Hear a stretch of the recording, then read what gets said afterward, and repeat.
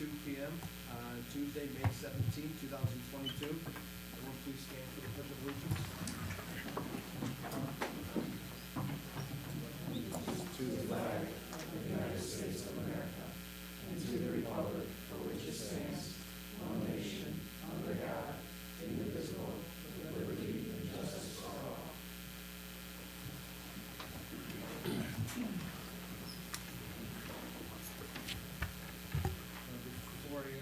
Before I should call the roll, so I let everyone know that Bill Brady will be here tonight. He has some family issues to take care of tonight, so everyone please keep him in your prayers.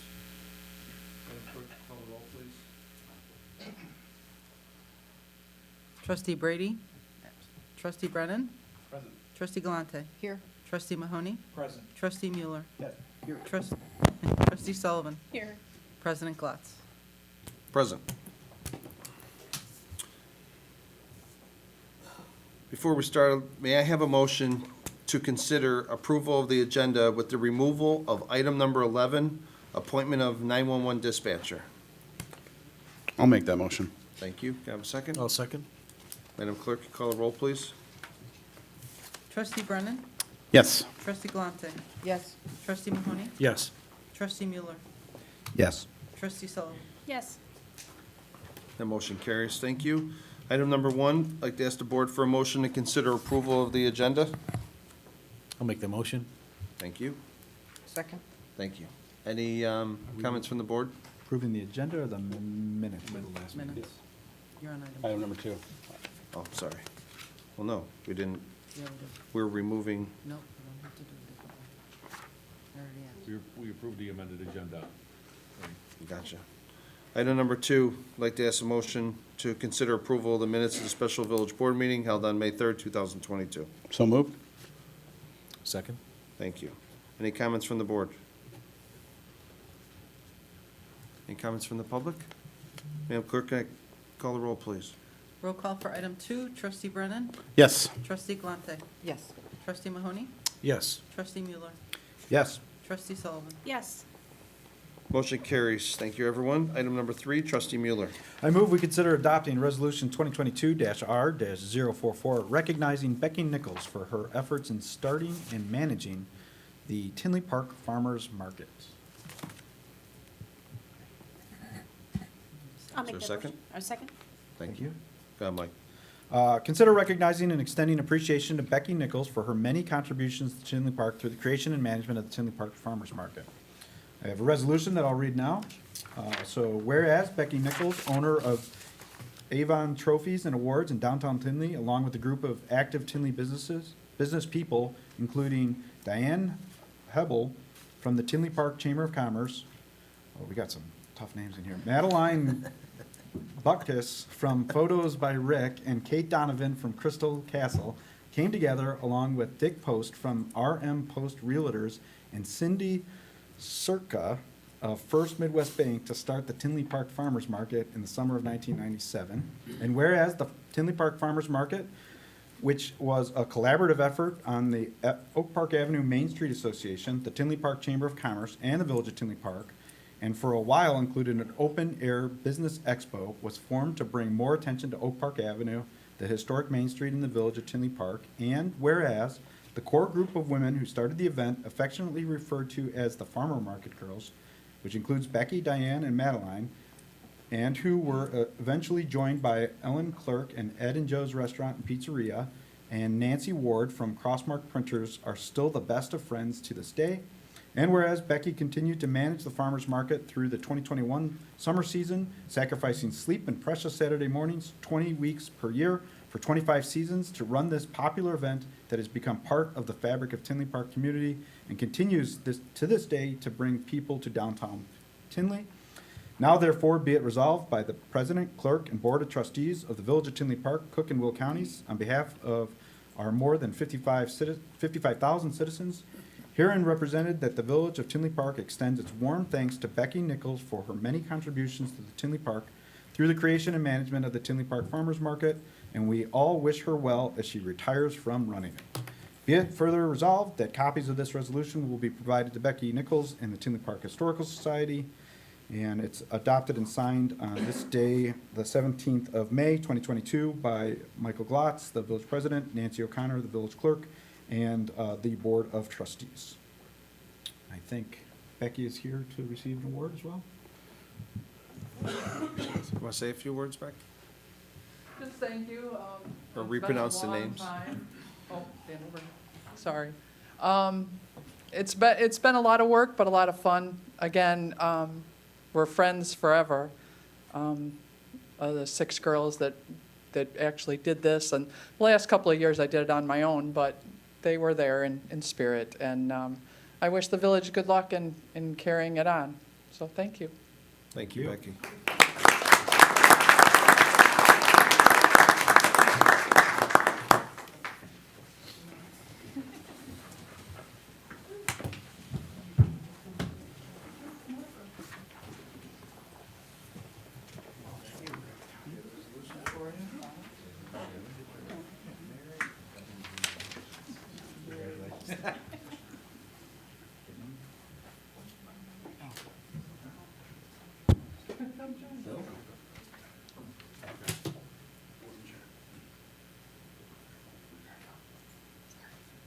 You can include my shirt sleeve this time.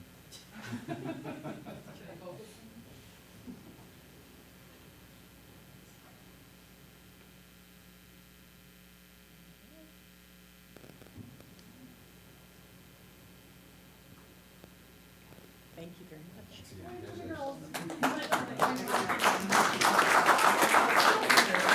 Not just over done at 5:30 in the morning.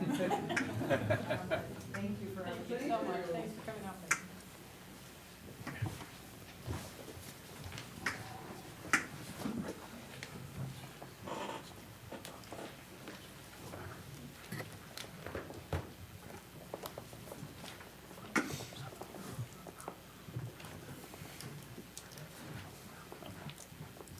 Madam Clerk, you please call the roll?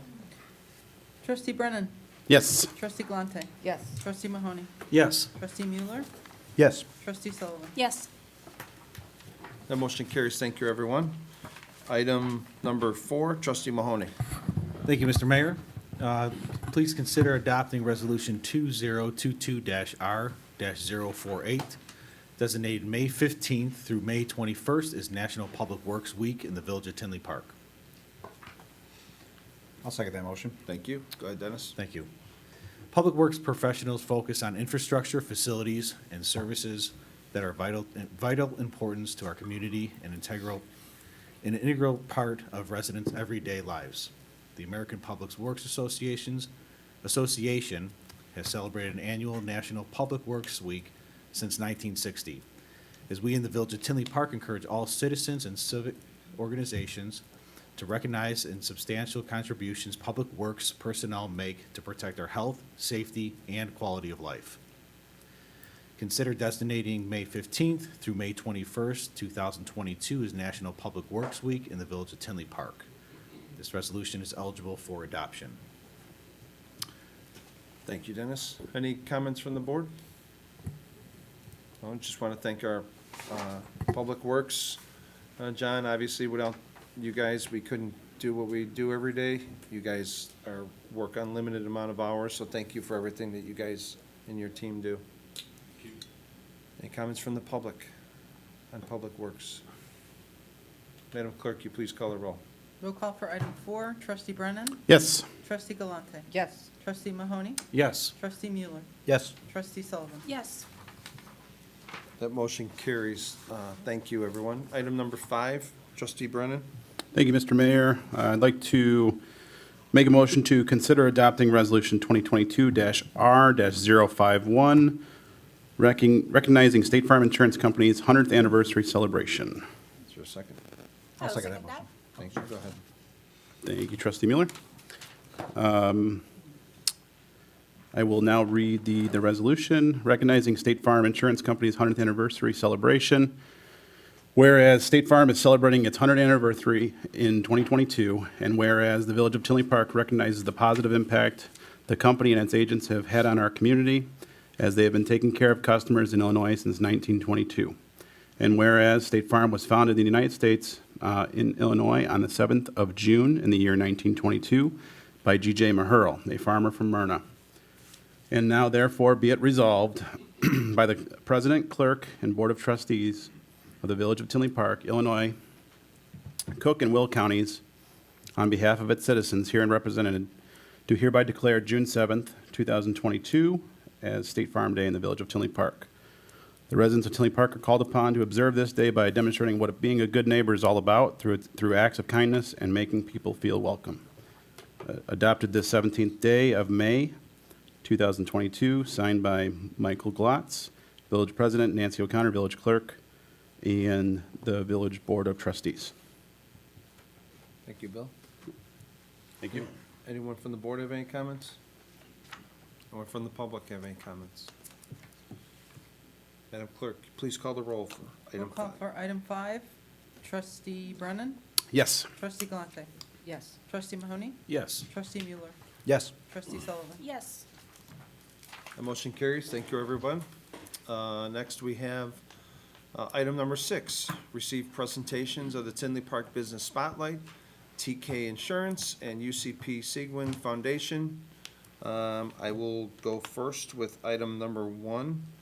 I know, Tina, you're hiding behind Karen, if you can come up to the mic. TK Insurance assists clients with finding health insurance plans that best suit their needs and budgets.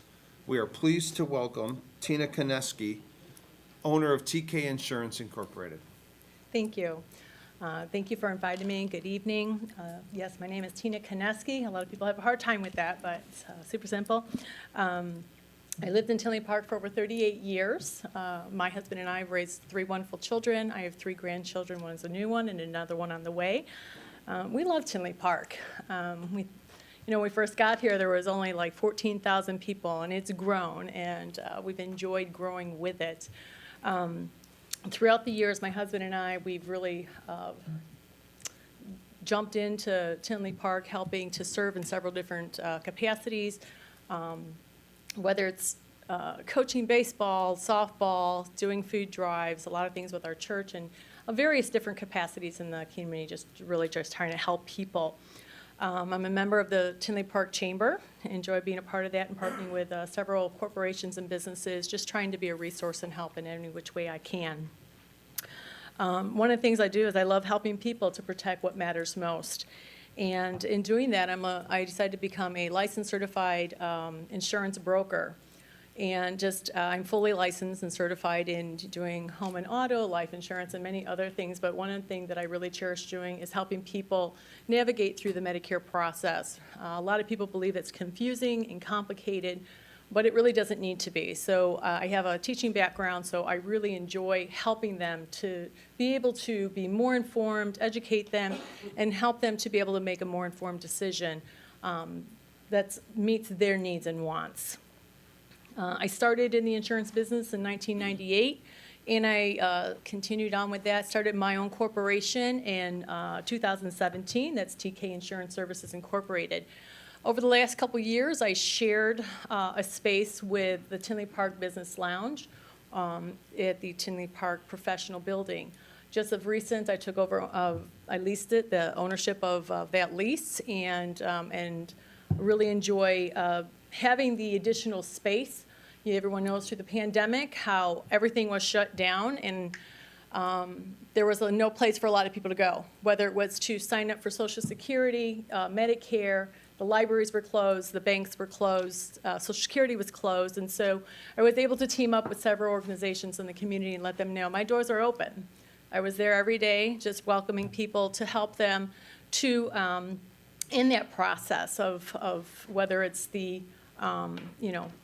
figuring out what their next step was. So I really was blessed in being able to help so many people through that process. One of the things I do enjoy most is that just helping people navigate through that Medicare process. I do over 150 hours every year just doing continuing education to stay abreast on all the new changes in Medicare that happen every year so that I can really help people in the community. I like to be able to be a resource, so I did over 59 seminars teaching about Medicare in 2019. The last 2 years has been a little bit slower because a lot of things were shut down. But again, I would just like to thank all of you guys for allowing me to be here and to share this with you. And I would like to be a resource to each and every person in this room even, and throughout the community, because even if you're not eligible for Medicare, you know someone who is, whether it's a parent, a grandparent, a friend, a neighbor, you know, or another family member. So if you know anybody that needs help in that, please send them my way. TK Insurance Services Incorporated. We're located at 16557 South Oak Park Avenue right here in Tinley Park. Thank you so much for your time. Thank you, Tina.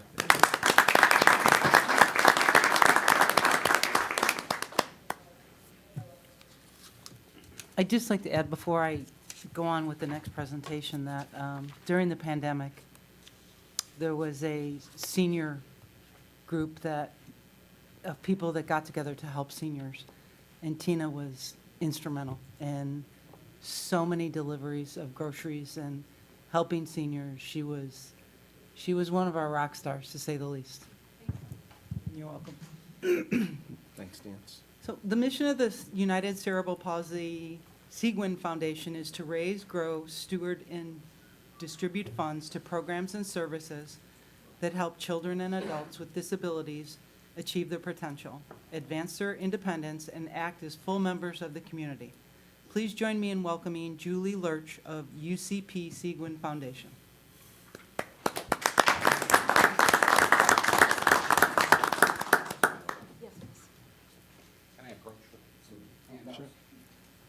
I like to bring handouts. I like to bring gifts. Thank you. My assistant, Joe, will be handing out information. I like to bring things, leave everybody with a little something. Thank you so much for inviting us. As Clerk O'Connor said, my name is Julie Lurch. I'm with United Cerebral Palsy Segment of Greater Chicago. We have a day services center. Thank you. Located over on 183rd Street in Tinley Park. We've been here for over 20 years. And we have 40 individuals that are served at that building that come there for day services and vocational training and employment services training. And we also, in the Tinley Park, Oak Forest, general area down here, we actually have 4 group homes as well where individuals with developmental disabilities live so that they can live as independently as possible. As you had said before, our mission is the foundation's mission. I'd also like to share with the mission of what UCP Seguin of Greater Chicago is, and that's that we believe that all people, regardless of ability, deserve to achieve their potential, advance their independence, and act as full members of the community. So we stop at nothing to provide community day services, assistive technology, meaningful employment, and a place to call home for people with disabilities, as well as specialized foster care for children. And our main goal is life without limits for people with disabilities.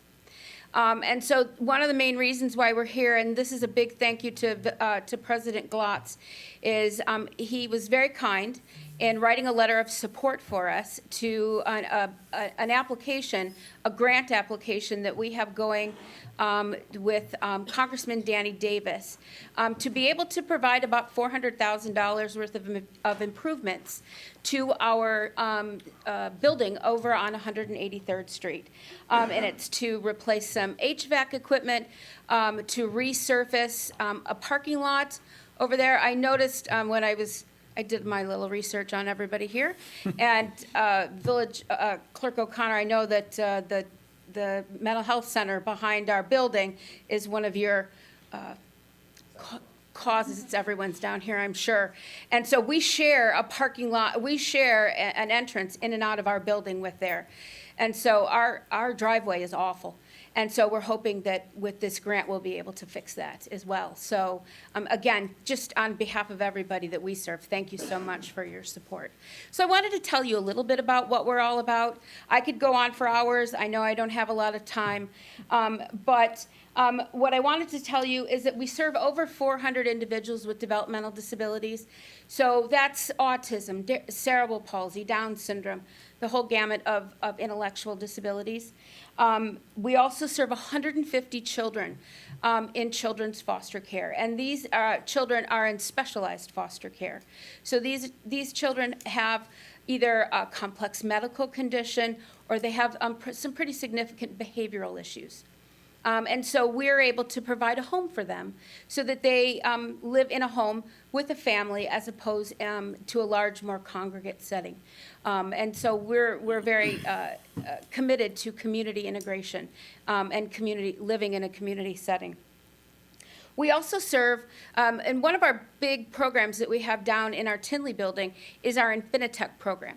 And my assistant, Richard, is the executive director of our Infinitec program.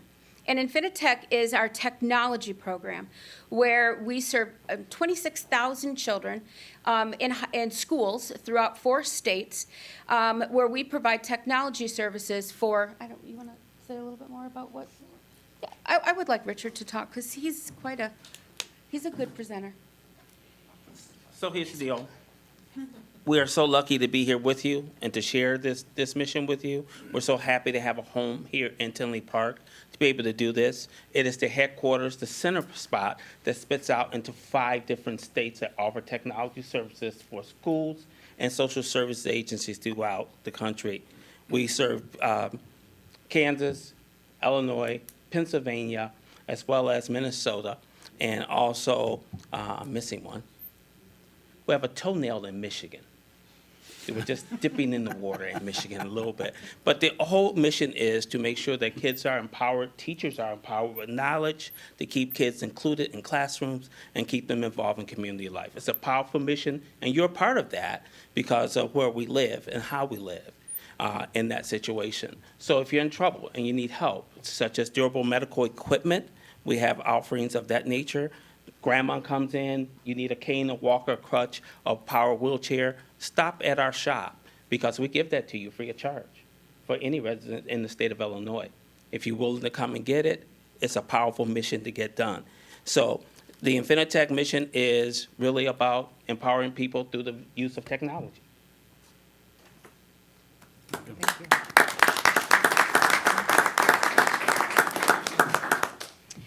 We also have 8 community day services centers throughout the greater Chicagoland area where we do vocational training, we do employment training, and a lot of volunteer activities happen throughout our buildings. We have 78 residential group homes throughout the greater Chicagoland area where our individuals live in a single-family home with anywhere between 1 to 5 roommates, along with some staff to help support them. Like I said before, we have our children's foster care program. We have a Building Bridges program where we work with the local, we start as early as, I believe, middle school, where we work with families who have a child who is in special education who will need services after the child turns 22.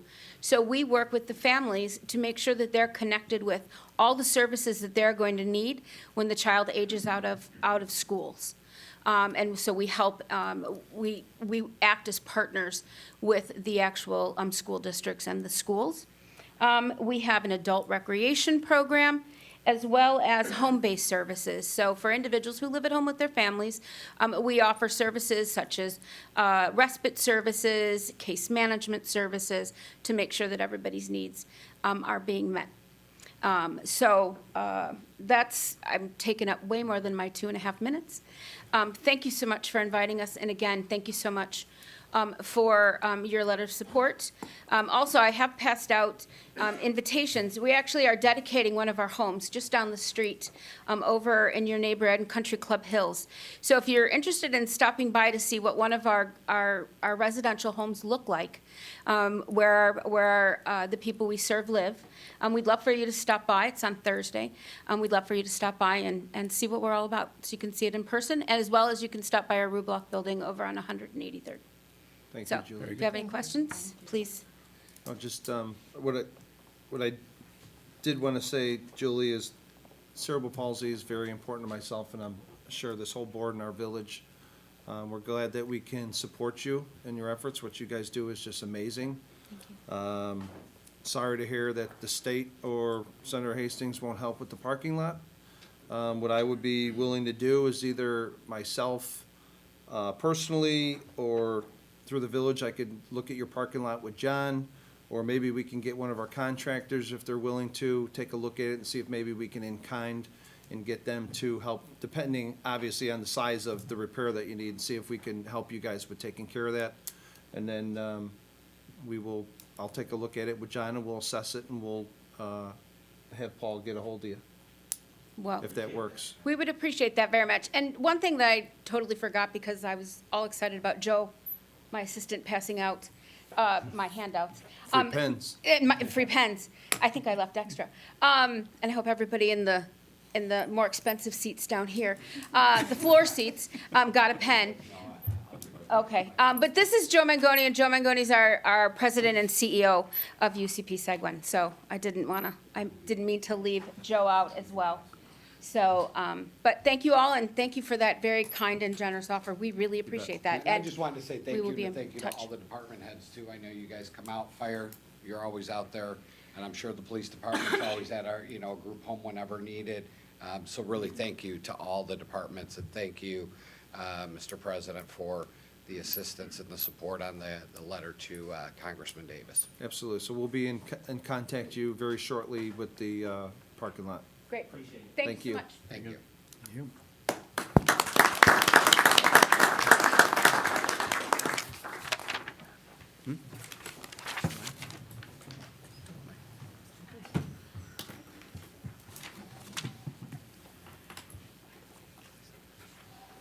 What's that?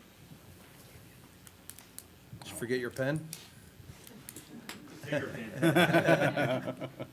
more important. Is it raining?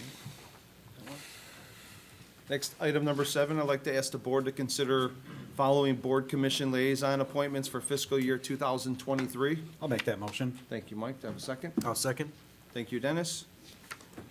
They're listed below. Any questions from the board? Any comments from the public? Madam Clerk, you please call the roll. Roll call for item 7, trustee Brennan, Yes. trustee Galante, Yes. trustee Mahoney, Yes. trustee Mueller, Yes. trustee Sullivan. Yes. That motion carries. Thank you, everyone. Next, we have item number 8. I'd like to ask the board to consider the following commission appointments for fiscal year 2023. So moved. Thank you. Thank you, Colleen. All the commission appointments are listed below. We have one of our new appointments to the Plan Commission sitting in the stands, Brian Tibbetts. Thank you. Any questions from the board? Any comments from the public? Madam Clerk, please call the roll. Roll call for item 8, trustee Brennan, Yes. trustee Galante, Yes. trustee Mahoney, Yes. trustee Mueller, Yes. trustee Sullivan. Yes. That motion carries. Thank you, everyone. Next, we have item 9, where most of the crowd is here tonight. I'd like to ask the board to consider appointing Brett Dahl to the position of fire inspector. So moved. I'll second. Thank you. Brett joined the Tinley Park Fire Department in 2000, and since has served in his numerous fire service positions, including engineer, public education officer, and part-time fire inspector. He has worked full-time for the Wheeling Fire Department for over 20 years, holding rank of lieutenant for the last 11. In addition to holding numerous fire certifications, Brett holds various fire memberships and his associate's degree in applied science. He also co-developed a fire safety curriculum for special needs students and enjoys educating the public. He has lived in Tinley Park for 40 years. I'd like to ask the board to consider appointing Brett to the position of fire inspector effective June 6, 2022. Any comments from the board? Any comments from the public on Brett before we vote? Brett, you have anything you want to say? Yeah, real quick, I'll make it quick so you guys can get out of here. Like to thank Chief Klotz Fire Marshal Lorendo. Looking forward to the opportunity to full-time be able to make this community safer that I've lived in for this long. I'd like to thank my very supportive wife, Cecilia.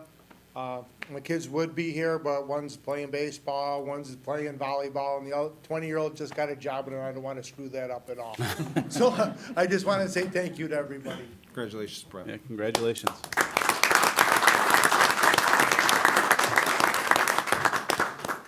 Madam Clerk, you please call the roll. Roll call for item 9, trustee Brennan. Yes. Trustee Galante. Yes. Trustee Mahoney. Yes. Trustee Mueller. Yes. Trustee Sullivan. Yes. That motion carries. Congratulations, Brett. Thank you. Next, we have item number 10. I'd like to ask the board to consider appointing Karen Scott to the position of Animal Control Officer. So moved. Karen initially joined the police department in I'm sorry. I'll second. Karen initially joined the police department in 2004 for 4 years and then returned in 2017 as a part-time community service officer for animal control, patrolling the village of Tinley Park to locate, capture, and transport animals running at large and enforcing village ordinances and other laws and regulations relating to animal control. Karen has worked with the animals for nearly 25 years, is a certified veterinarian technician, and worked in an animal hospital for 2 years.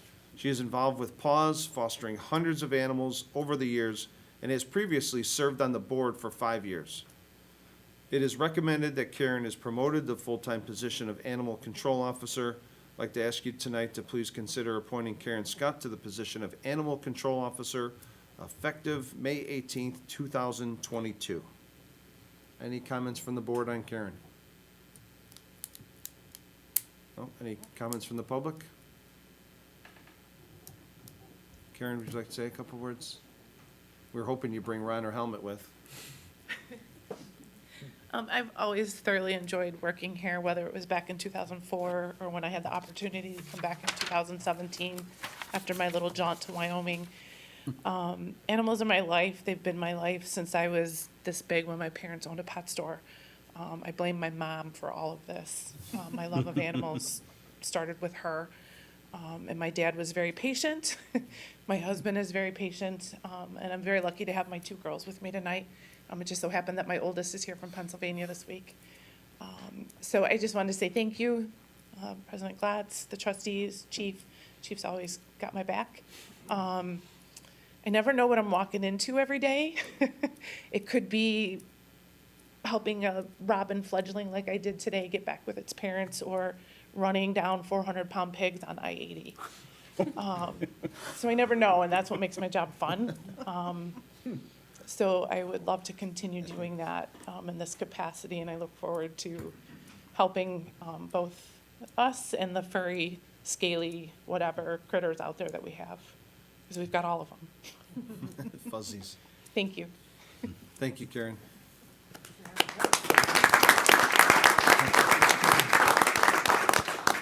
Matt, is there anything you want to say?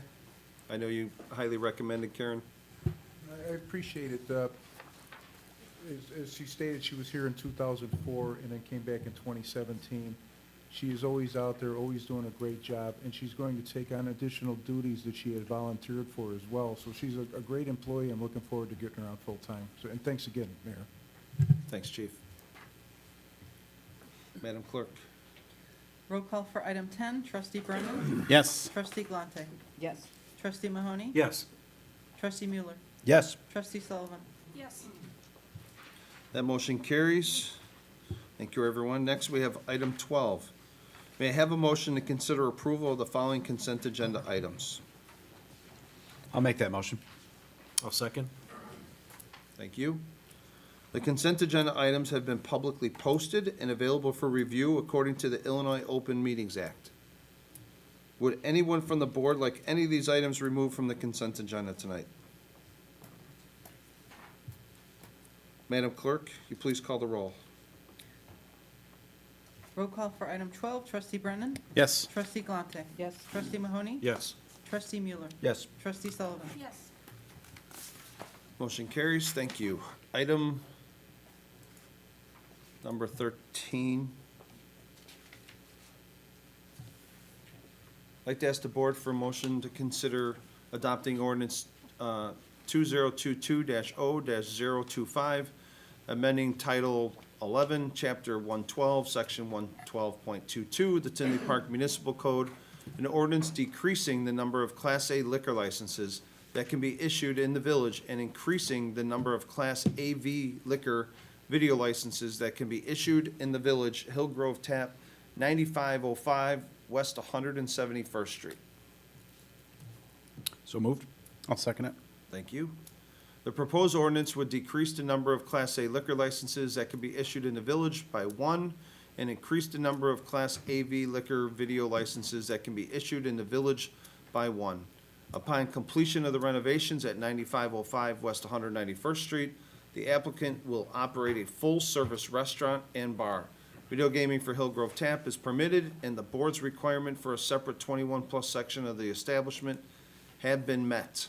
This item was discussed at the Committee of the Whole meeting held prior to this meeting. This ordinance is eligible for adoption tonight. Anyone from the board have any comments? Anyone from the public care to comment?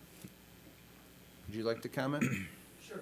No, I just want to make sure everybody knows, I mean, first and foremost, we're. Would you mind coming to the, Oh, sure. thanks. No problem. No, I just, first of all, I appreciate everybody's time.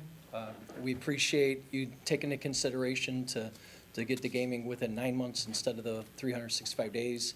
But we are first and foremost a restaurant. We're established at Hillgrove Tap in Western Springs. We've been there 6.5 years. Went through COVID, went through the shutdowns, and we actually just had our best year, and this year, first quarter was our best first quarter. So we know that we have great food, great service, and we really do take it to the next level. And we're very excited about bringing it to Tinley Park. I'm a South Sider myself originally, grew up in West Pullman, went Mount Greenwood, Homewood, kind of moved all over the place. Come from a family of 8 kids. My dad was a welder, 93rd and Cottage Grove. So it's just hard work and really taking care of our guests. That's the main thing. But if we can get an extra 3 months, it certainly helps with the rent. Thank you. Very good. Madam Clerk, you please call the roll. Roll call for item 13, trustee Brennan, Yes. trustee Galante, No. trustee Mahoney, Yes. trustee Mueller, Yes. trustee Sullivan. Yes. That motion carries 4-1. Item number 14, trustee Mueller. I move we consider adopting ordinance 2022-0-034, granting a variation to permit a one-story building addition for a certain property located at 17344 Oak Park Avenue. I'll second that. Thank you, Bill. Go ahead, Mike. The petitioner, Paul Spaz, who happens to be in the audience today, is seeking variations from the zoning ordinance to permit a one-story building addition which does not comply with the requirements of minimum building height, building materials, and architectural guidelines in the downtown core zoning district. Plan Commission held a public hearing on April 21st, 2022, and voted 7-0 to unanimously recommend approval of the variations request in accordance with the plans and findings of fact in the staff report. This ordinance is eligible for adoption tonight. Thank you, Mike. Any comments from the board? Mr. Spass, do you have anything you'd like to add?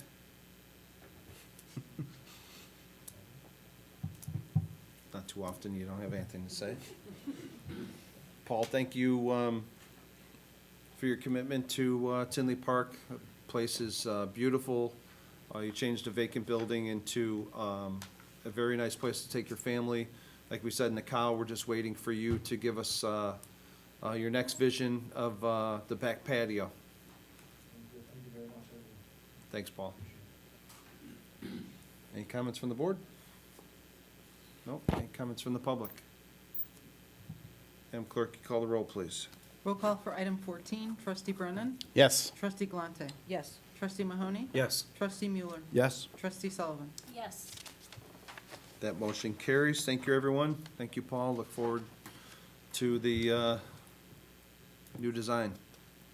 Next, we have item number 5, trustee Mueller. Or 15, I mean. I move we consider adopting resolution 2022-R-049, approving an amended right-of-way encroachment agreement between Elevated Enterprises LLC in the Village of Tinley Park for property located at 17344 Oak Park Avenue. Is there a second? I'll second. Thank you, Dennis. Go ahead, Mike.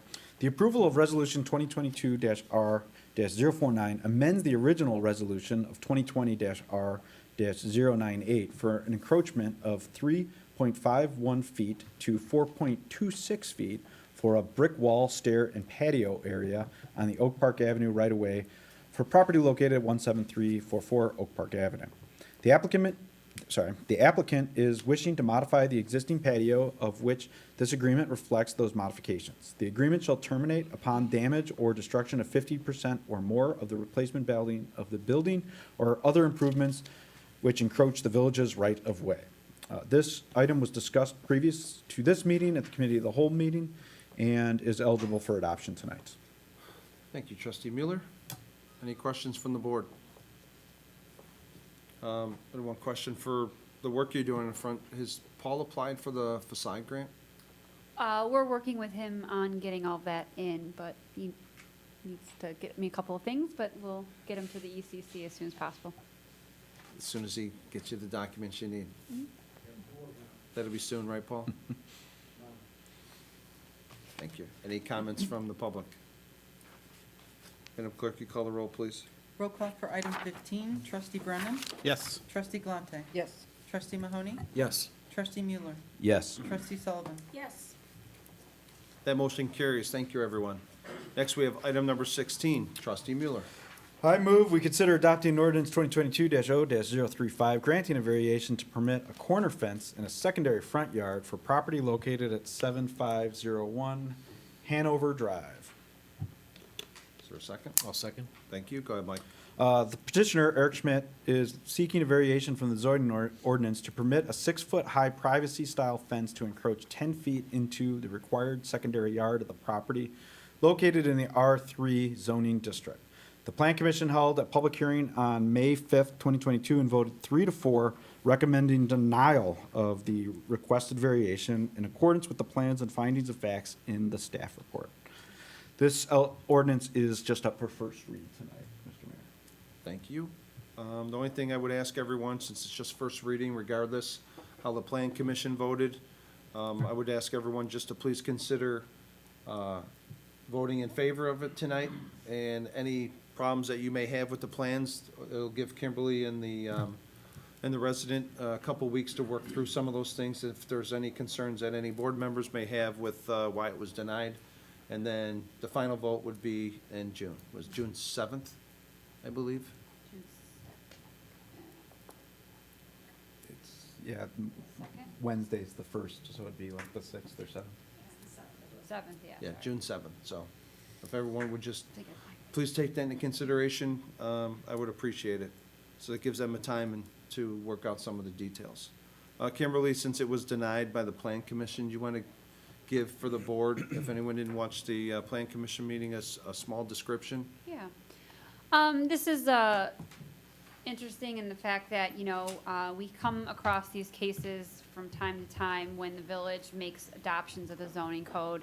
So back in, I want to say, 2017 or 18, there was some modification to the zoning code, specifically regulating these types of corner lots. And so this particular property actually was granted a variation in 2014 or 2004 for the current fence that exists there today, which is a 5-foot open style fence. Corner lots are unique in that they're treated slightly differently than other interior lots because they are wider by nature, but that's because of the corner, the visibility, and you have to have a wider lot to fit the home on there. But a lot of structures are not permitted in what's called that secondary front yard. So fences are one of those structures. So they look at limiting them based on how far they can come out and the style. And so the request was that the request is for privacy because of the corner lot, and the code allows only for the setback that they're requesting to be an open style.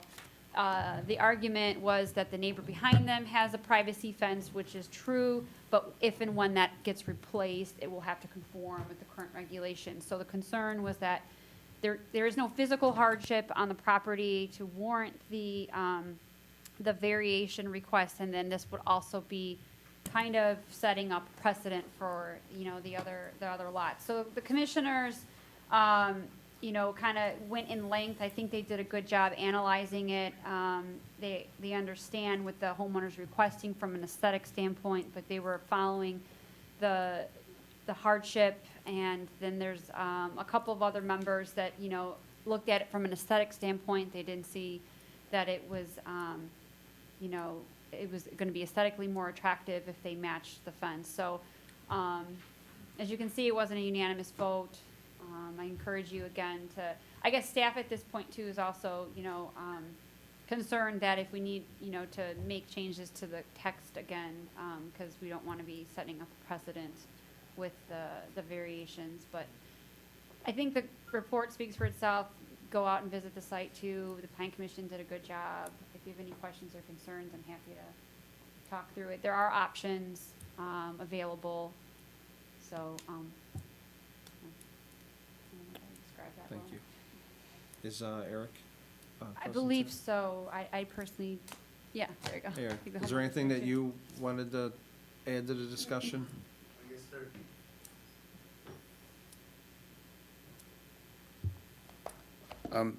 First off, thank you. You're I welcome. won't take up too much time at all. I prepared a couple things to say, but I'm going to kind of gloss over that really quick.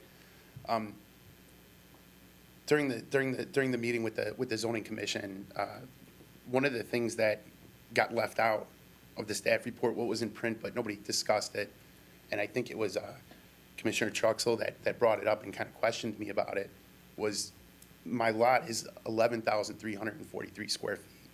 In 2018, when they adopted the new zoning guidelines, it was under the assumption and guise that corner lots were built at 12,500 square feet because of the adjustments to fences and no use in the secondary front yard. Currently, the fence is at a 10-foot setback. It doesn't run all the way up the side of the house. I'm not looking to put, to block my dining room window or anything like that. I'm looking to not lose nearly 600 square feet of rear yard space on a lot that's already 1,100 plus square feet smaller than what the zoning guide calls for on homes built on corner lots now. Additionally, my backyard it's my family sanctuary, right? Like that's where we have dinner at night. Been in the community my entire life. I want things to look nice. I take it serious being on the corner area, redoing the landscaping to keep everything buttoned up and tight because that kind of sets the tone for what you're moving into. One of the other things they left out was that they said it would be a major variance as far as aesthetics go based on the other homes in the area. On Olcott Avenue, in my immediate area, there are 10 corner houses. 6 of them have fences. One of them's open style, that's mine. I want to make that one a privacy fence, and it would actually align with and match the other corner houses that have privacy fences in that area. They continue to say, the staff continue to mention that eventually the neighbor's lot to the rear of mine would, they'd have to match up with mine, and there wouldn't be a 10-foot, a 10-foot jog in the fence line. The neighbor's fence to the rear of me has 16 useful years left based on the installation date. It is a vinyl privacy fence, similar to what I'm looking to put in. I'm looking to not lose the space. I think that's a hardship. It's a hardship for me. I'm looking to keep everything looking aesthetically pleasing across the board. A jog in a fence line on a residential street gets thrown off quite a bit. And that's it for me. So when you said the neighbors match, are they 5 or 6 feet? 6 feet, sir. Or 6 feet already? Yes, sir. Then the hardship, what exactly, can you define what the hardship is? Is it just that? Losing 600 square you feet just- of yard space. So you just want the extra 600 I square I feet? want the space that we have, and additionally, like I said, part of what went into the planning and the zoning change was specifically corner lot homes are built on lots of 12,500 square feet. My home was not. My home was built on 11,343, which is 1,100 square feet smaller. If I come out the 10 feet, there's still a 15-foot actually a 16-foot setback to the sidewalk, 15 feet to the property line. So there's no visual impairment. Nothing changes. Nothing changes. All that's going to change is I'll have privacy now in the back. Kimberly, do you know if those numbers have been verified, the square footage? It's in the staff It's in report. the staff report. I mean, obviously, not every lot under each zoning district meets the lot area. I mean, it's just, we all know that when subdivisions get built. I mean, I think that was just a summary. I mean, obviously, corner lots generally are slightly designed bigger, but it's not a hard fast that every corner lot in the community will meet that corner lot size, so. Thank you.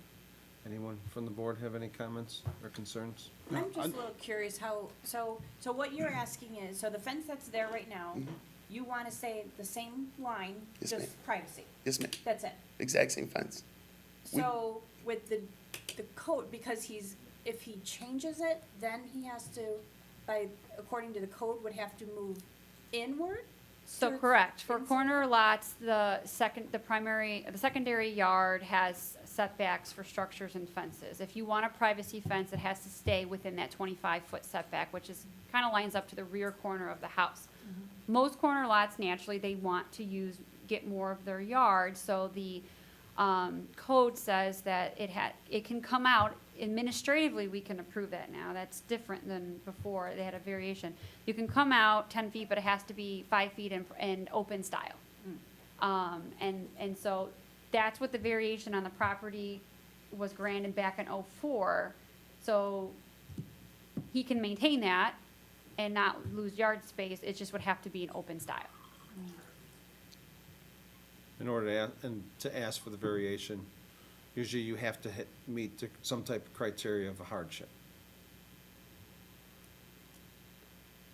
Because you could potentially be changing the rest of the neighborhood, like I said. I add just two more items. So one of the things when I went through with the staff planning committee that they omitted, and I had to find out on my own, was that routinely there were variations approved. The summer of 2020, summer of 21, there were variations approved, with the only hardship being loss of fence space and having the fence not jog to a neighbor's fence where a fence was abutting. That occurred on Carlsbad, that occurred on Arcadia. Variations were approved at Humbert Lane, variations were approved on 181st Street. This would maybe be geared more towards Mr. O'Grady, the village attorney, but I've looked. The zoning, the way the code reads right now is purely based on aesthetics under the guise of not creating an obstruction. The fence doesn't create an obstruction, and the state of Illinois and the courts in Illinois have routinely upheld that zoning conditions that exist purely for aesthetics are not legal. And there's, dozens of case law on that going back 1907 all the way to 2010. Are you referring to, when you said Humber Lane, you referring to the one on 175th in Humber? Yes, sir. Yeah, that's right down the street from me. Where they were allowed to bring I thought that was very excessive. an open fence all the way to the sidewalk with no abutting fences at all, simply because it was open style, which again, if there's no obstruction, and we're talking about open style versus closed, now we're talking about aesthetics. Okay, anyone, Bill, you? No, my only comment is, so we're purely debating it being a privacy as opposed to an open style. He could go chain link and replace this, and we're fine with that, and keep his same lot line right there, or same Correct. property line. But because it's gonna be a privacy fence is the issue with the code. And I invite everybody to come by and see. Like I said in the staff report, the pictures were taken, but the house I purchased, so all I do is keep moving north. I've lived my entire life in Tinley Park, graduated St. George, graduated from Andrew High School. The first condo I bought was on 175th. Second home I bought was on Ottawa Avenue, and then in September of 20, like just past September 21, this house on Hanover came on the market. I've got three little guys, you know what I'm saying? It kind of made sense. It's right next to the big field, like, all right, perfect, so we'll move a little bit north. I want things to look aesthetically pleasing. I want them to, I'm keeping in that. So one of the things we did is the house hadn't been maintained since 2017, and you can see that. I had every single bit of landscaping aside from a tree removed. In the pictures and the staff report, that's what you'll see, is everything was kind of brought back down to dirt.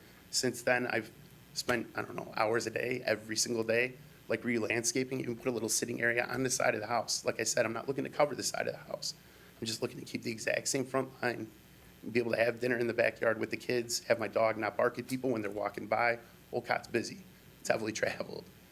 Yes, it is. You have a pool too, right? Yes, ma'am. Yeah, I know the properties. I actually spent, like- And I understand, it's a busy area. I spent like 3 months last year, and then the last like 3 weeks trying to get it dialed in, because the pool was one of the things that hadn't been maintained in the last 4 years.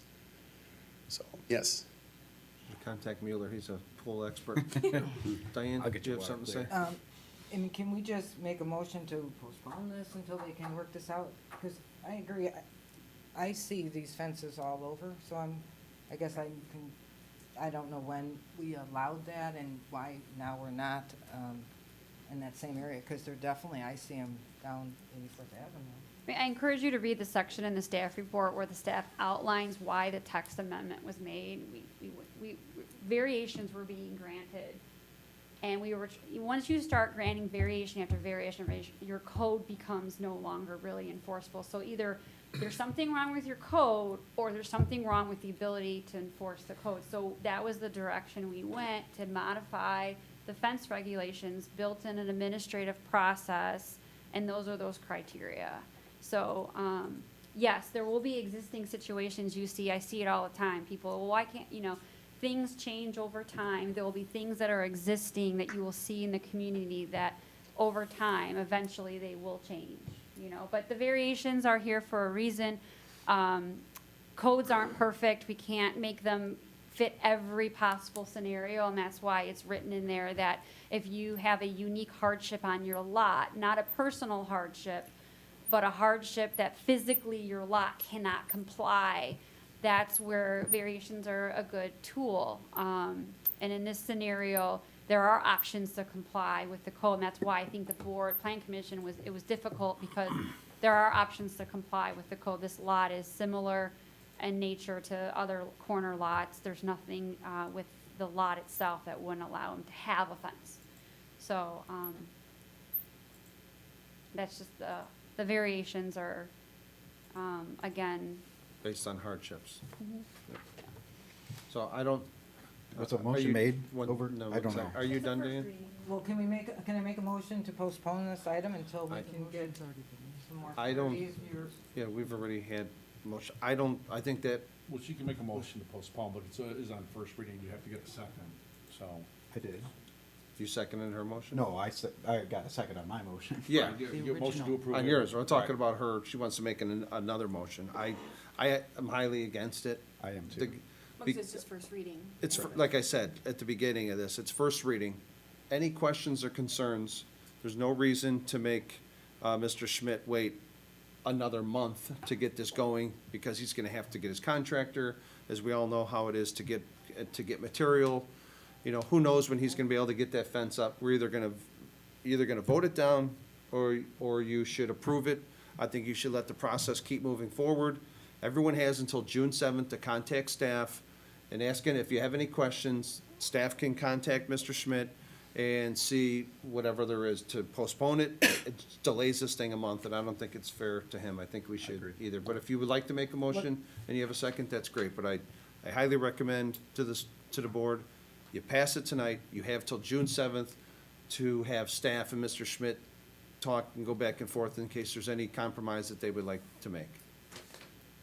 So as is, this vote, it was voted down by the commission, and the staff is recommending no. That's what we're voting on today. Staff doesn't make a recommendation. That's Oh, there was no Plan recommendation. Commission is a recommending body. Okay.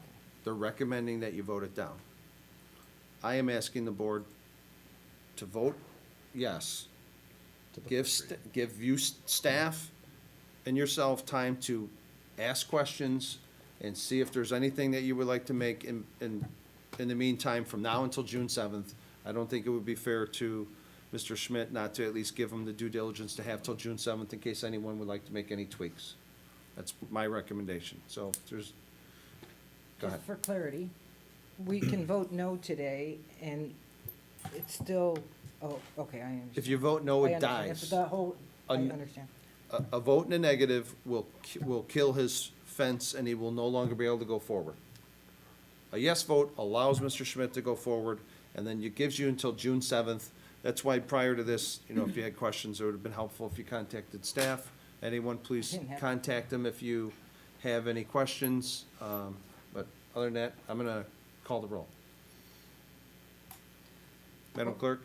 Roll call for item 16, trustee Brennan, Yes. trustee Galante, Yes. trustee Mahoney, Yes. trustee Mueller, Yes. trustee Sullivan. Yes. That motion carries. Thank you. So anyone who has questions, please start contacting staff so they can go back and forth with Mr. Schmidt. The next board meeting will be on June 7th. Thank you, And sir. so just Thank please, you. just please keep an eye. I don't know how Kimberly will probably contact you through email or phone. Just keep an eye on your email. So if there's any 100%. questions, so you can jump on it and, see whatever. I'm always available. Yes, sir. Gotcha. Thank you. Thank you. Have a good night. Thank you. Next, we have item 17, trustee Mueller. At this time, I'd like to make a motion to adopt ordinance 2022-0-036, granting a special use for a final approval of a planned unit development and final plan of subdivision for the Oak Ridge subdivision. I'll second that. Thank you. Go ahead, Mike. D.R. Horton, Inc., Midwest seeks a special use permit for the final approval of the Oak Ridge planned unit development and a final PUD plat of subdivision.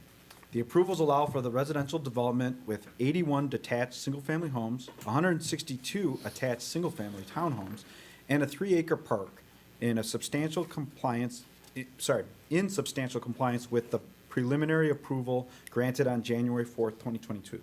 The Plan Commission held a public hearing on May 5th, 2022, and voted 7-0 to unanimously recommend the approval of the special use and final plat in accordance with the listed plans, recommended conditions, PUD regulations, and findings of facts per the staff report. This ordinance is eligible for adoption tonight. Thank you, sir. Any questions from the board? Excited about this one. Any comments from the public for the Horton Group? Who'd like to add? Go ahead. Thank you very much. We've enjoyed working with the staff and with the village, and we're looking forward to start. Yeah, you guys have done a great job, so thank you. Okay, any comments from the public? Madam Clerk, you call the roll, please. Roll call for item 17, trustee Brennan, Yes. trustee Galante, Yes. trustee Mahoney, Yes. trustee Mueller, Yes. trustee Sullivan. Yes. That motion carries. Thank you.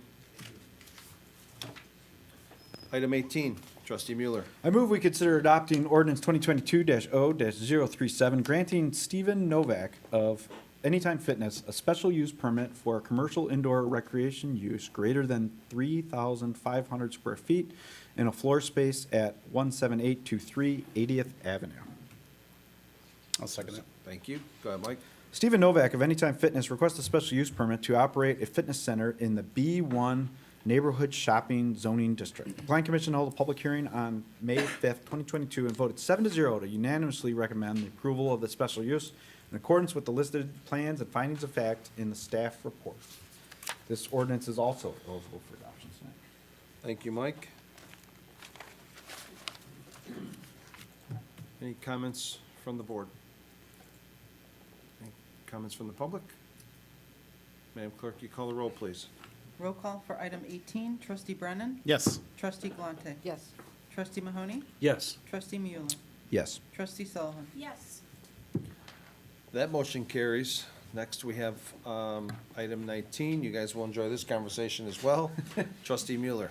I move we consider adopting ordinance 2022-0-038, granting of variations to permit a patio and fence in a secondary front yard for a property located at 7240 174th Place. And is this the time where I say the other stuff, or wait until afterwards? Yeah, and as part of the Plan Commission, the Plan Commission did have an alternate motion presented, so I'd recommend that we also consider that, and I'll let Kimberly speak a little bit to that. I think it's just, if that patio is removed, that this fence would no longer be compliant. Is that correct? Correct. Hold on, Mike, we didn't get a. Sorry. we Need went a to- second. Yeah, go ahead. So that's my motion. So is there a second? Yeah. I'll second. Okay, go ahead, Kimberly. So, yeah, this is, the fence variation is really being forced by the existing patio that was permitted in like 1986. And so there is an option to have some conformance, and then the modification for the variation is due to that existing patio. They would literally have to run the fence through the patio to meet the administrative approval. So the condition is essentially granting the variation, and the condition is placed that in the event the patio is ever removed, then that fence would be brought back into compliance. And I think that was what was the alternative motion brought forward, and also we discussed it with the homeowner, and I think they were okay with that request, so. Yeah, if you guys read it, the plan commission voted 6-1 on the alternative motion with a condition no vote on the original motion, and the alternative were It different. got a little confusing, so I Yes. apologize for I'm that. confused. I'm confused. Yeah, yeah, Not gonna lie. What? yeah. So what's going to happen with that pad if this option is the selected option, I guess? So the patio can remain as long as it's there and does not have to be modified, but only in the event that if they decide to remove the patio or replace it, then it would have to conform with the regulations, and the fence itself that was jogging around the patio would be brought back into conformance, or they'd be coming back for a request for a variation. Got all that, Okay. Bill? Okay. So if the patio stays, the fence stays as the wider, and then if they remove the patio, Fence comes back fence in. back. Is the petitioner here? I don't, yeah, okay, I thought it was. Anything you'd like to say, Jim? Clear as mud.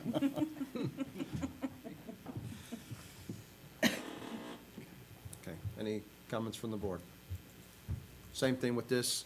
I know it's a little confusing with the alternative motions and secondary and third motions and removing patios, keeping patios. Again, I would just suggest everyone, it's first reading. Please, I ask you to vote for the petitioner in his favor, and now it gives you until June 7th if you have any alternate, follow-up questions to this, to contact staff, and they will get a hold of the petitioner. Any comments from the board? Any comments from the public? Madam Clerk, you please call the roll. Roll call for item 19. Trustee Brennan?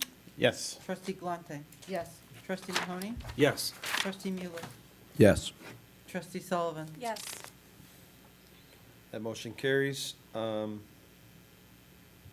so the next meeting will be on June 7th, and just like I said, like the gentleman before you, just kind of keep an eye on your emails and stuff in case anyone has questions with your patio coming, going, alternative motions as is, and then we'll see you on the 7th. Thank you, have a good night. Yeah. Next, we have item 20, Trustee Mahoney. Thank you, Mr. Mayor. I move we consider adopting Resolution 2022-R-050, approving a contract between the Village of Tinley Park and Austin Tyler Construction for the water main replacement, Dorothy Lane and Ironwood Drive. I'll second that motion. Thank you, Mike. Go ahead, Dennis. Thanks. The project consists of replacing the water main valves and fire hydrants on Dorothy Lane, 169th Street, Odell Avenue, and Ironwood Drive. There will be approximately 2,500 linear feet of water main replaced at these locations. Consider awarding a contract to Austin Tyler Construction in the amount of $1,353,353.40. This item was discussed at the Committee of the Whole meeting held previous to this meeting. This resolution is eligible for adoption. Thank you, Dennis. Any comments from the board? Comments from the public? Madam Clerk, you please call the roll. Roll call for item 20. Trustee Brennan? Yes. Trustee Galante? Yes. Trustee Mahoney? Yes. Trustee Mueller? Yes. Trustee Sullivan? Yes. That motion carries. Thank you, everyone. Next, we have item 21, Trustee Brennan. Thank you, Mr. Mayor. Hang on one second.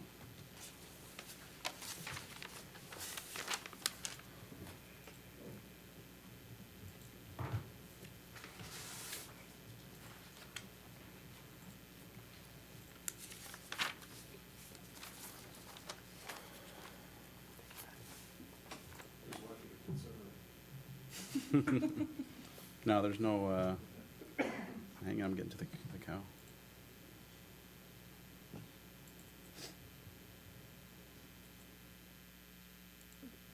IT Mueller, will you help him, please? Go for, read number 9. Yeah, I'm just going to reread the number. There's nothing on the agenda packet, that's why. I'm just going to read item number 9. I'd like to make a motion to consider purchase of a Homeland Security mobile bollard system.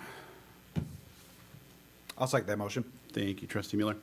On April 18th, 2022, the village was awarded $172,710 in Urban Area Security Initiative grant funds. This award was made for the purpose of a mobile bollard system used to secure large public event sites from vehicle-borne attacks. Staff is requesting authorization to purchase the bollard system for $172,710 so that it can be delivered in time for various events this summer. This will be a reimbursable expense from the awarded Urban Area Security Initiative grant funds. This resolution is eligible for adoption. Thank you. Any comments from the board? I just think it's a great grant that we received for it, and it's nice to have these safety features put in place for our attendees at all events. So, great job. Thank you. Let me read that. Comments from the board? Any comments from the public? Madam Clerk, you please call the roll?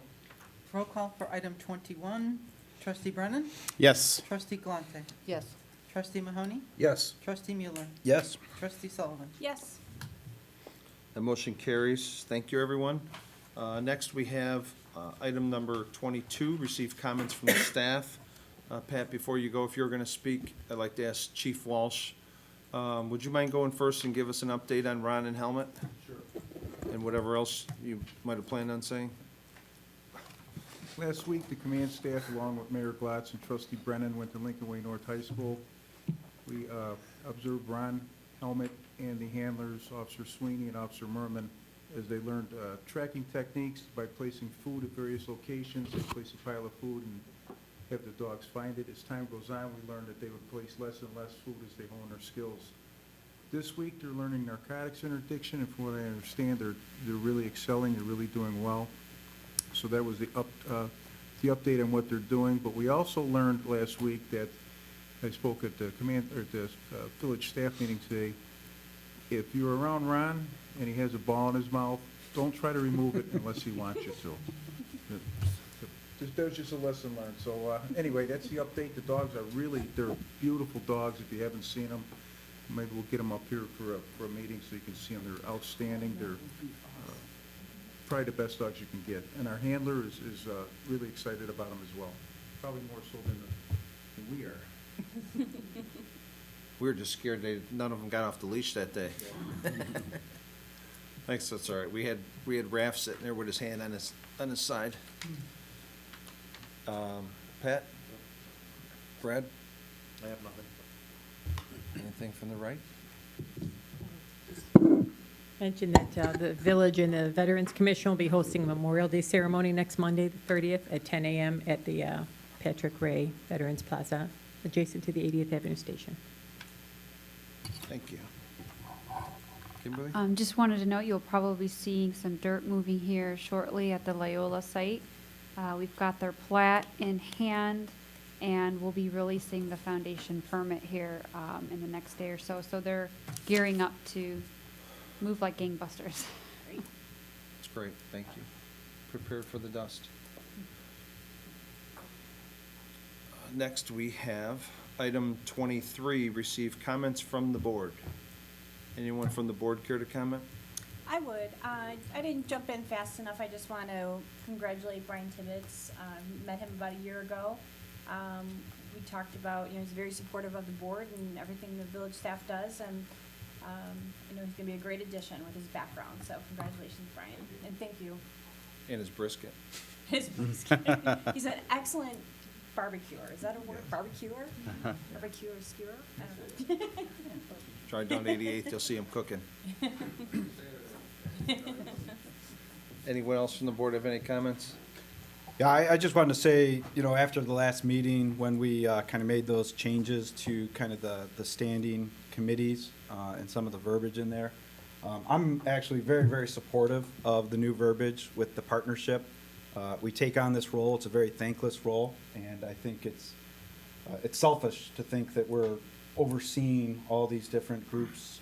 We've got oversight over budget. We've got oversight over the audit process, and when we're really dealing with these committees, that's really where our role as public servants is really a partnership and making sure that we're successful there. And so just wanted to bring that up. I was a little disgusted with some of the comments about the oversight and that command and control type of sound. And so I just wanted to make sure I brought it to your attention, and appreciate you guys bringing that to us, staff.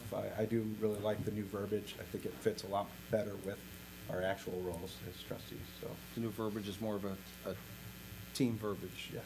Thank you. Absolutely. Anyone else from the board? No. Clerk?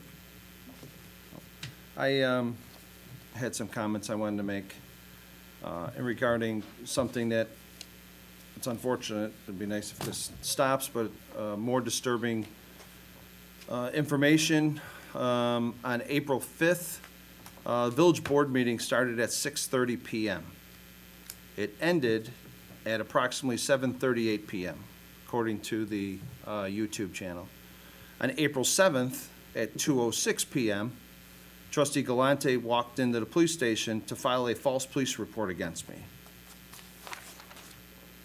It states in the report, it's a narrative. Subject state's co-worker got in her space and intimidated her by quietly speaking discourteous comments to her.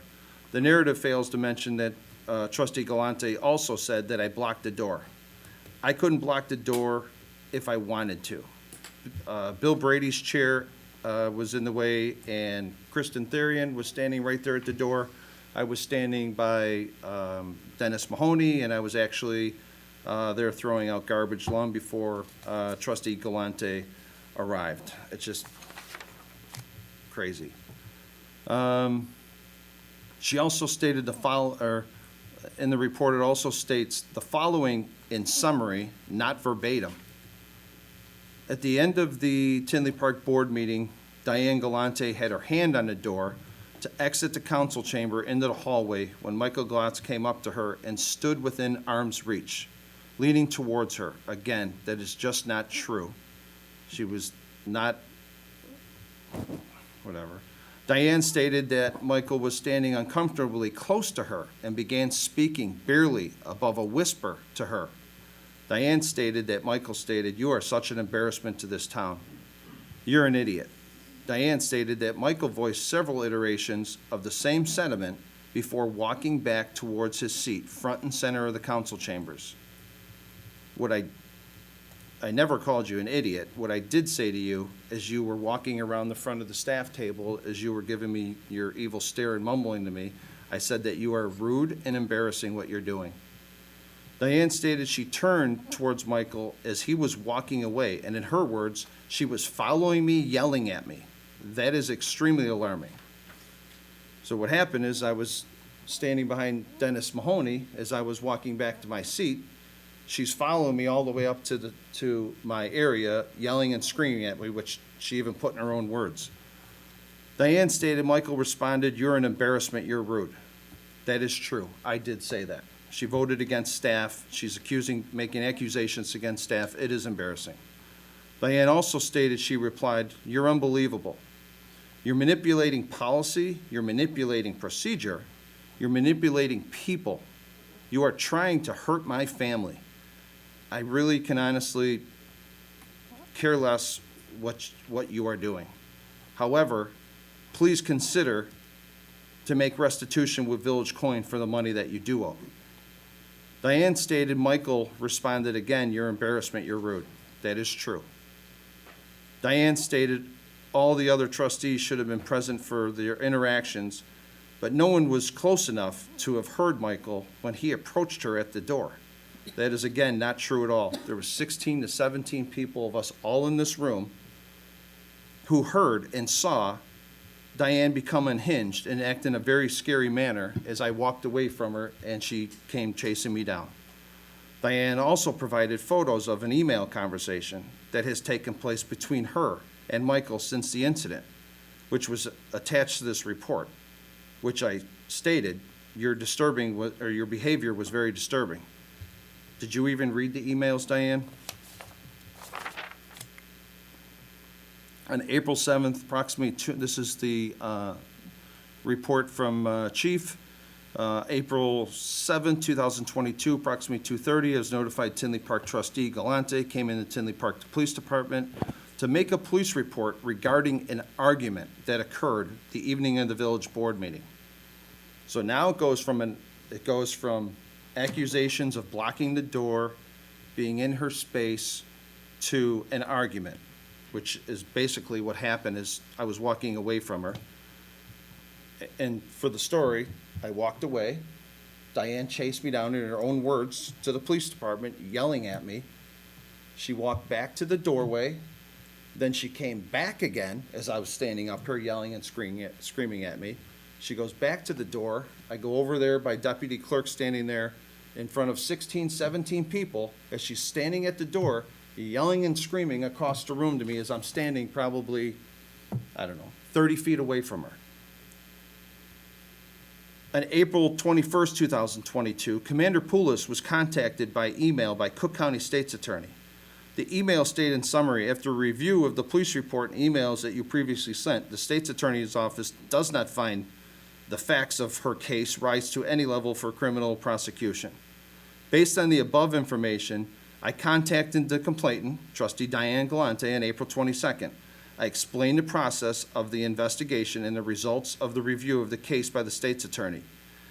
I, being the chief, request that this case be considered unfounded and closed. Diane, you have absolutely no remorse for what you are doing or any of the lies that you spew up on this dais. You intimidate and send staff horrible emails. You filed a baseless and political complaint against myself and Pat Carr that Fuzzy probably wrote for you. You perjured yourself by filing 3 false affidavits against 2 attorneys and myself. You share confidential information with Steve Eberhardt, which you were found guilty of. You were a named defendant in a lawsuit from Stephen Eberhardt, but you still continued to lie for him. Coincidentally, you were removed from one of his lawsuits 1 day after your April 8th, 2021 affidavit. One ethics attorney found you guilty, and the other basically said your ethics complaint against me was not true, and you knew it wasn't even true. You tried to intimidate the police chief and coerce him at a residence house to give you information that you weren't even entitled to. The chief felt threatened by you and reported it to Dave Niemeyer on what you were doing. He put it in a memo to the village manager on you're basically trying to get information that he said you're not entitled to. You cost us over $4 million by sharing information with the Tribune when we were going to buy the Harlem and Vollmer property. You shunned staff by voting no on their appointments, but you keep saying to everyone that they all like you. You lied on the budget and made accusations against our staff and our finance team, which was very embarrassing.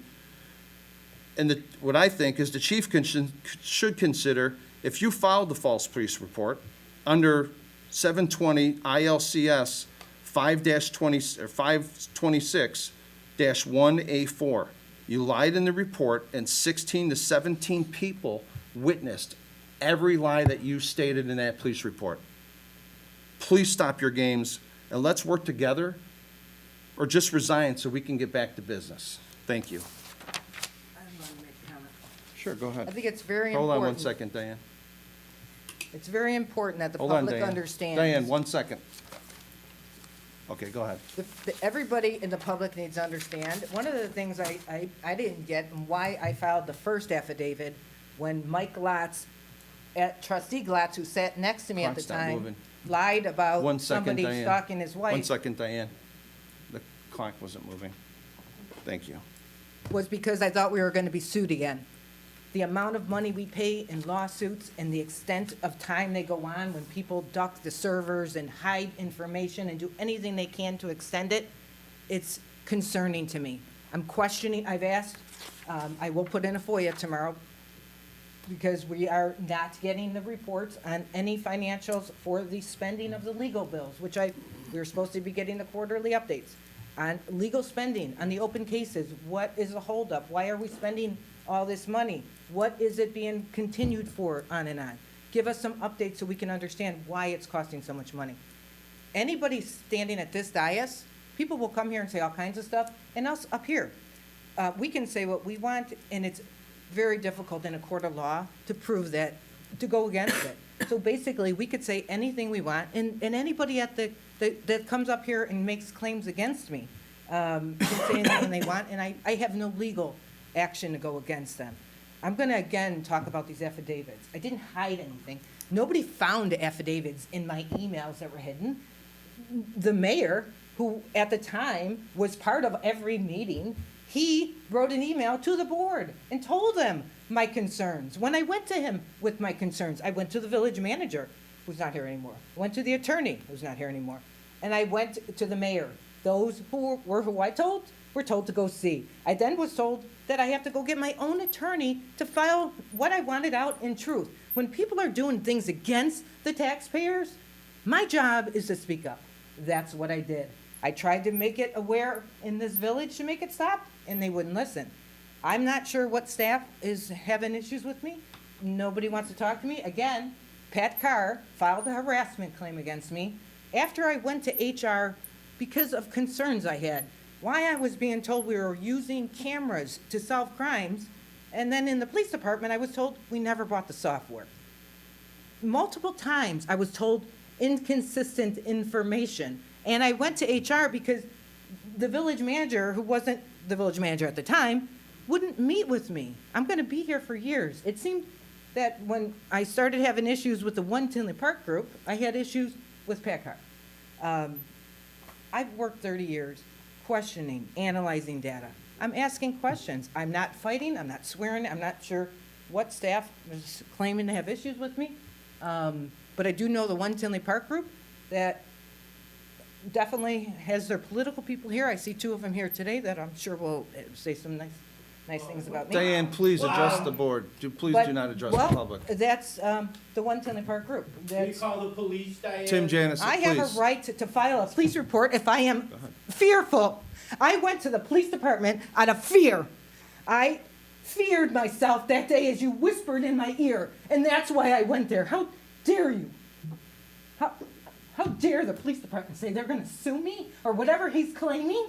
That I have no right to my feelings of fear? I wasn't going to let you belittle me and do what you do and walk out that door like you're going to make me feel bad quietly. I wanted everybody to understand what you did to me at that door that day, why I did it. I have a right as a person to have fear. I have a right to file a police report out of fear, and I'll do it every time. If I am fearful, I will do it every time. And for the police department to be telling us not to do that is concerning. And I will FOIA the information that you are reading here to make sure that it's correct. Because a lot of times you like to add information into the stuff. I filed an ethics complaint because Mr. Suckley was getting fed information. It happened between the attorneys during the ethics complaint. Information got to Mr. Suckley to post on Facebook. But that was no leak.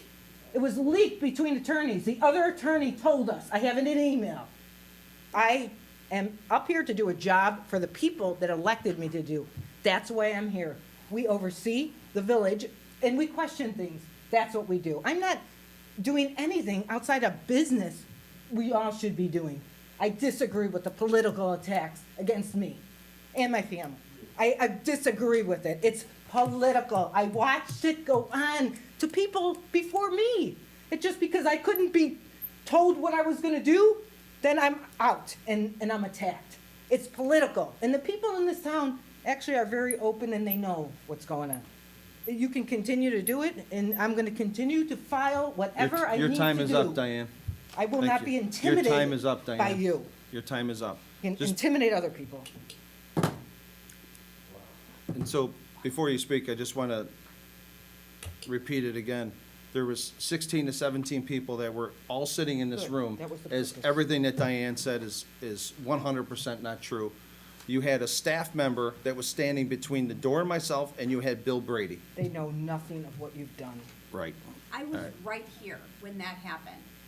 You love to play the victims, what you're doing. Okay. You're just lying Diane, right please do now. not interrupt I am her. not lying. I Please was do not right interrupt her, here. Diane. I That's was your standing last right warning. here. Dennis was You here. can't I tell was me here. that I'm He- lying when I Mike know was what the right truth is. here. Now, you can't Diane. tell me I wasn't fearful. You didn't stand here You when he were was the doorway. whispering in my ear. You approached the Diane, guy. please, Okay, stop Dennis, interrupt us the lie. last time. I don't get involved in this drama. That's an outright That's lie. fine. That's You're fine. lying. I am Thank not you. lying. Diane. I was here. I am, you I have was no right idea here. what happened. I don't Diane, remember this. please You're a stop. liar. I'm going to ask the board, Okay. I have asked you time and time again to keep order and decorum, and you continue to disrespect people when no one ever interrupts you. The Board of Trustees shall determine its own rules of proceeding and punish its members for disorderly conduct. With the concurrence of 2/3 of the trustees elected, it may expel a trustee, but not a second time for the offense. Is there a motion to remove the trustee for lack of decorum and other members? I'll make that motion. Thank you. Is there a second? I'll second it. Madam Clerk, call the roll.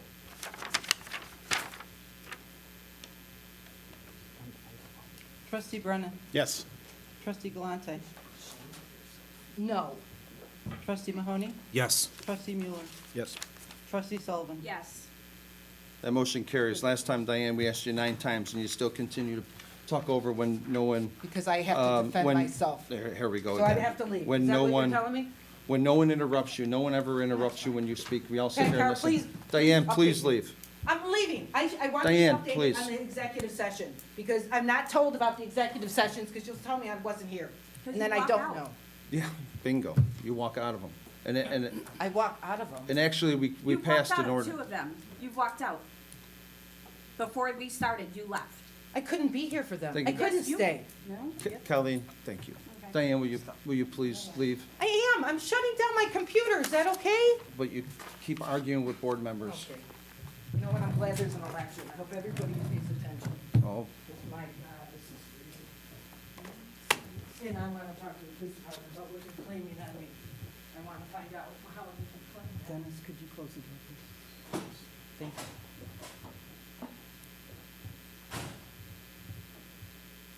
Wow. thank you, Colleen. Any other comments from the board? I wasn't going to, but yes. Some very incredibly disturbing information just occurred. Trustee Galante sits here and says that we make it political. No one has ever made a political statement up here but her, and she just did it 5 times in her speech. It's really disappointing that she turns to that when she has no defense. Those are just excuses for her. What's equally, if not more disturbing, is the fact that she sits here and attacks residents. I cannot understand that. That cannot be allowed to continue. The other thing that I found incredibly disturbing is she's talking about why these lawsuits take so long. She's been advocating to settle Mr. Eberhardt's lawsuits for over a year. I've paid attention when I wasn't sitting up on this dais, when I was sitting out there. Why? Why does she want to settle with Mr. Eberhardt? He's never won a case. And God knows he has had close to 24 maybe over the last 12 years that he has been terrorizing this village. He's never won a case, to my knowledge. And yet she sits on this dais and advocates to settle his lawsuits.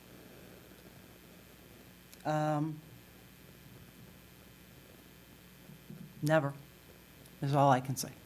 This is really disappointing, what we all just had to witness. I apologize to those here in attendance and to our 55,000-plus residents. We should never be subjected to what just occurred. Sorry. Any comments, other comments from the board? Is that is that a no, or you're, okay. Next, we have item 24, receive comments from the public. Anyone from the public care to comment? And before you comment, Mike, I just want to say one thing I forgot to mention with all that. I want to thank Donna and all of our staff for all the hard work they did on our business breakfast. It was very successful, and thank you to you, your staff, and everyone that helped in the convention center, so thank you. Go ahead. All right, I hadn't planned on speaking tonight, but since you brought my name up. Nobody shared anything with me. Nobody leaked anything to me. I'm pretty good at what I do, writing my FOIAs, so a lot of information are through my FOIAs. A lot of stuff, if I ask for a certain item, it includes other emails. So any correspondence I ask for, so nothing's leaked, everything's professional. And the independent counsel called me and asked me a few things, and nothing was it was not proven that anything was leaked to me or shared to me. So I don't know where she's getting that from. She's just on her high horse again. I believe, I could be wrong, but I think she filed some type of complaint against Pat Carr, and I believe that was dismissed. So she's saying Pat filed something against hers, and hers was dismissed. Well, she did the exact same thing, I believe. I think it turned up in one of my FOIAs, so that's all I got to say. I mean, obviously classless, bringing my name up again. She just, she just proved, how she is tonight. She just can't handle herself. She's not professional. But I wasn't going to speak, but I sat there. When she's going to bring my name up into it, I just figured I'd add that. Thanks. Thanks. Anyone else care to comment?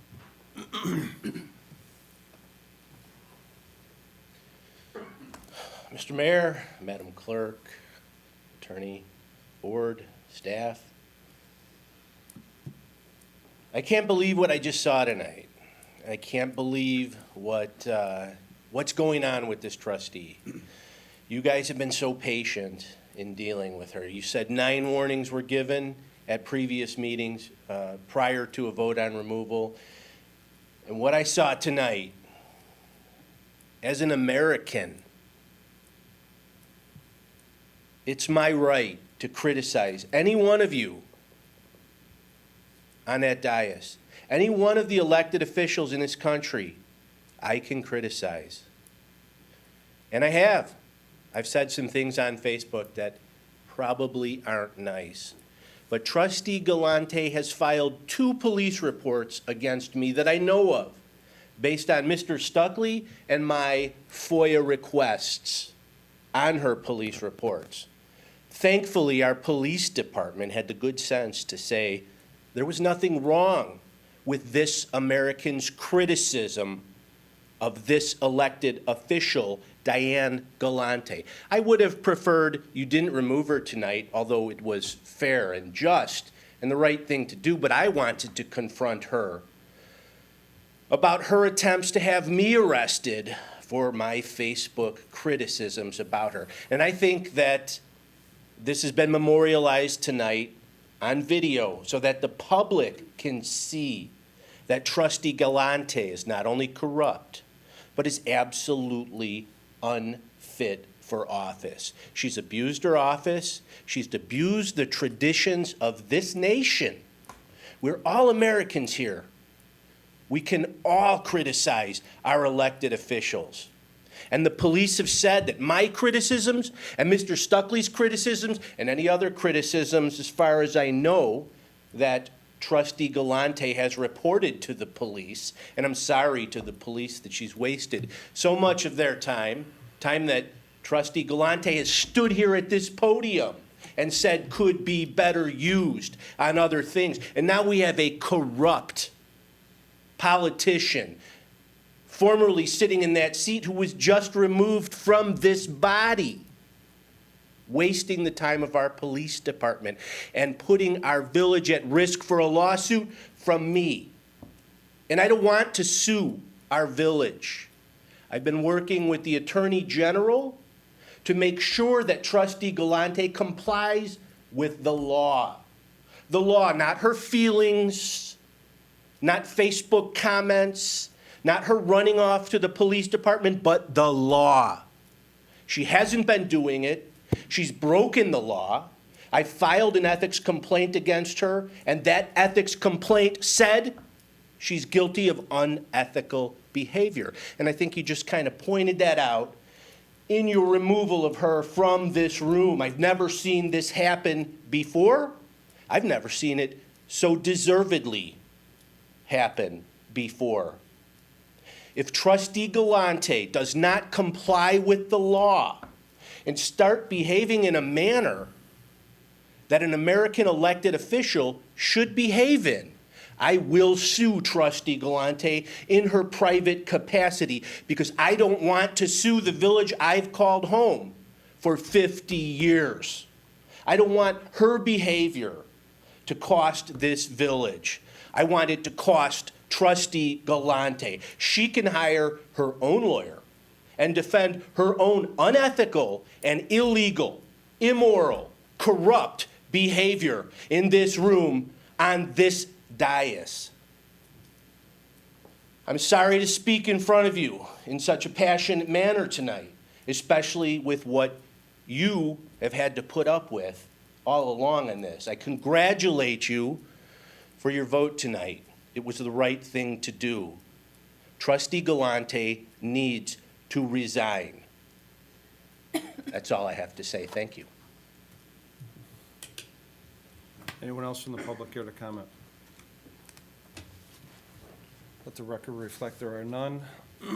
Item 25, I would like to ask the board for a motion to adjourn to executive session to discuss the following. A, the appointment, employment, compensation, discipline, performance, or dismissal of specific employees of the public body or legal counsel for the public body, including hearing testimony on a complaint lodged against an employee of the public body or against legal counsel for the public body to determine its validity. B, collective negotiating matters between the public body and its employees or their representatives, or deliberations concerning salary schedules for one or more classes of employees. I'll make that motion. Thank you. I'll second. Thank you. Madam Clerk, you please call the roll. Trustee Brennan. Yes. Trustee Mahoney. Yes. Trustee Mueller. Yes. Trustee Sullivan. Yes. Yes, we are adjourned at 8:14 PM, so thank you, everyone.